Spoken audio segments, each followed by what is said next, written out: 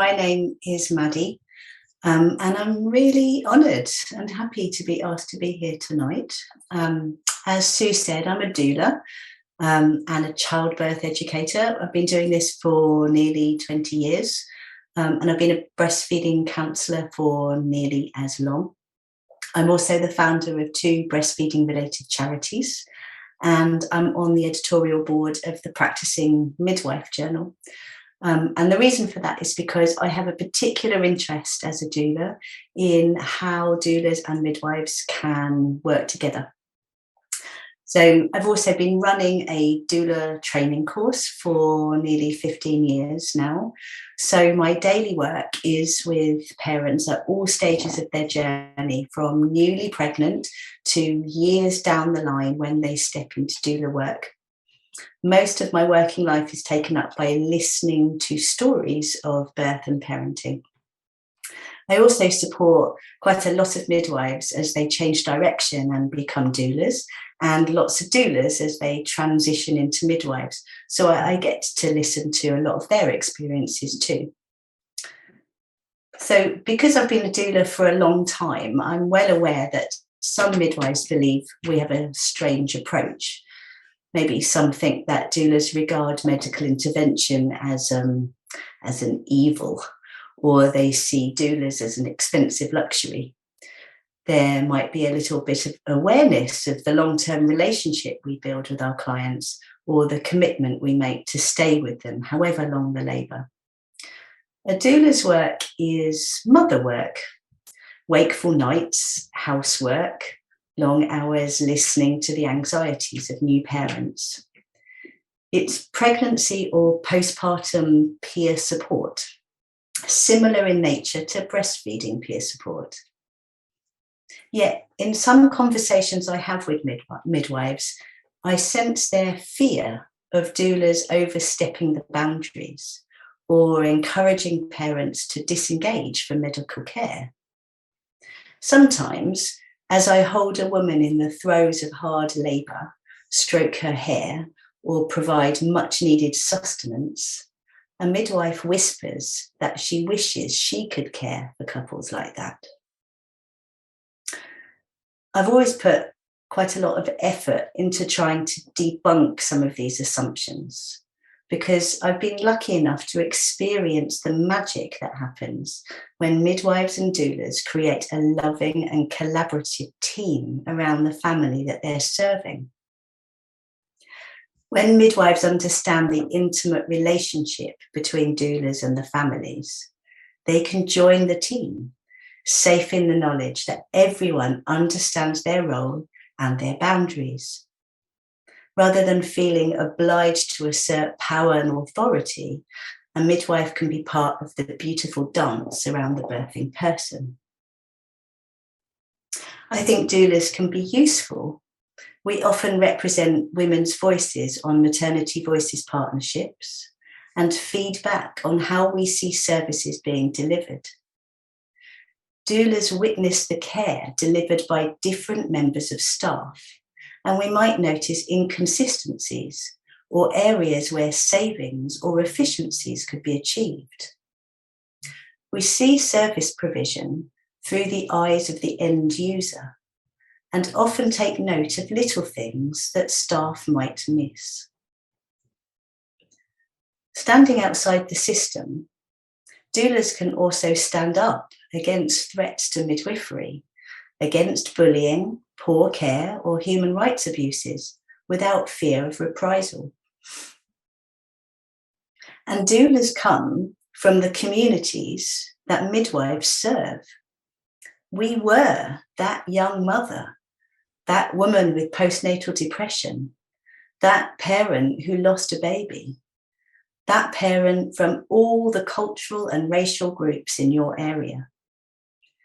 We can be communication conduits, enhancing the relationship between families and midwives.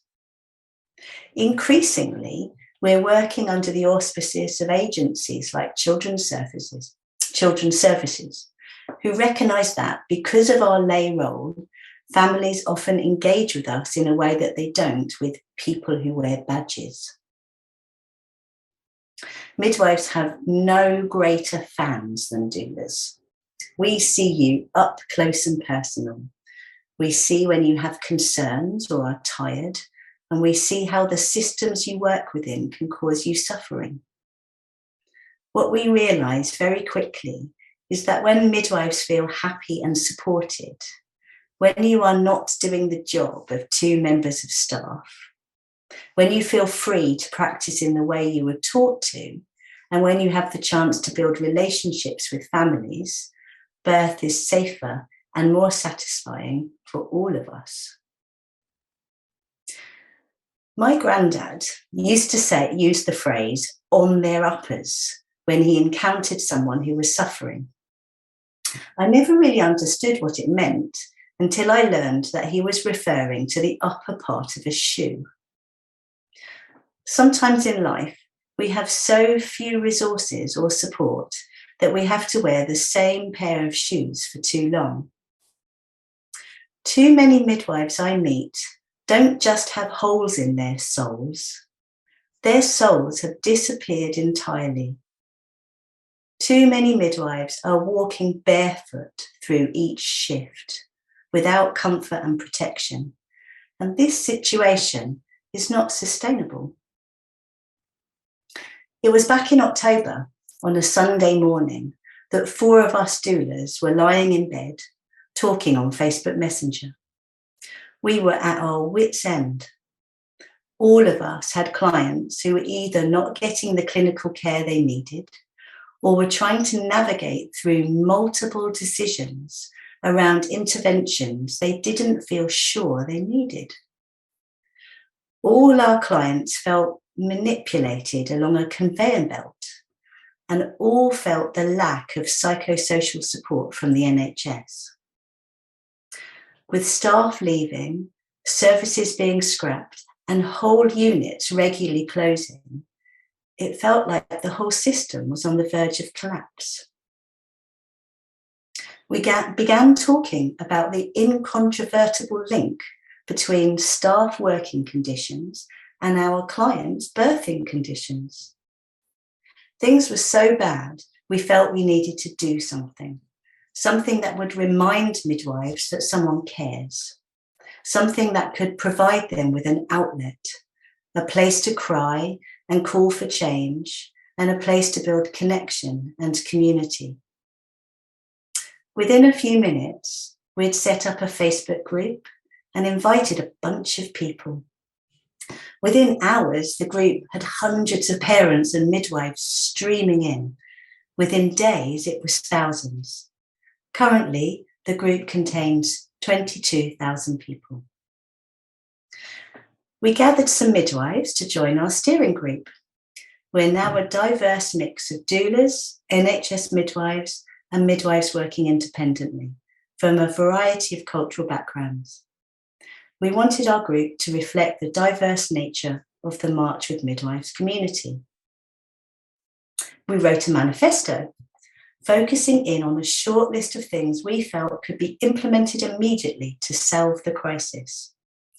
Our demands fall under 4 simple headings: to listen to all staff and service users and their advocates, to fund emergency retention, to enable anybody willing to work or train to do so, and to reduce the demands on staff. We decided to hold vigils around the country. A vigil is a gathering usually formed in grief, and we thought that that was most appropriate.